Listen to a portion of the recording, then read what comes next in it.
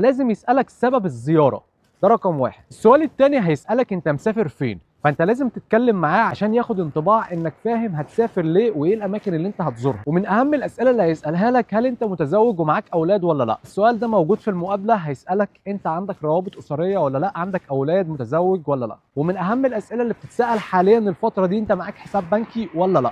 لو انت معاك حساب بنكي خده معاك، واهم حاجه يكون عليه حركات اخر 6 شهور. مش لازم توتال المبلغ الاجمالي اللي بيكون موجود في الحساب البنكي يكون عالي، لا خالص، في ناس خدتها ب 70000 جنيه. من اهم الاسئله اللي بتتسالها في سفاره امريكا، انت سافرت فين قبل كده؟ فاي سفريه تعملها على جوازك ده في حد ذاته انك بتستثمر في الجواز بتاعك عشان مقابله سفاره امريكا. تاشيره امريكا انت بتاخدها 5 سنين على الجواز، بس لما بتسافر بيبقى ليك 6 شهور داخل الدوله، فبيتختم لك ختم دخول وانت في المطار انك ليك 6 شهور فقط. بس نصيحه مني، ما تقعدش ال6 شهور كاملين وترجع بلدك تاني وتروح امريكا، لان انت كده معرض ان يتعمل معاك تحقيق للمره الثانيه في الدخول. في ناس كتير بتروح تقعد 6 شهور تشتغل وبترجع مصر وتسافر، ففي مره من المرات بيتعمل معاهم تحقيق في المطار، انت كنت فين؟ كنت بتعمل ايه الفتره اللي فاتت؟ فهو لو معهوش اي اثباتات، اللي هو كان قاعد في فندق او في مكان سياحي او كان بيعمل حاجه غير الشغل غير قانوني، فده معرض ان التاشيره بتاعته بتتلغى وبيرجع تاني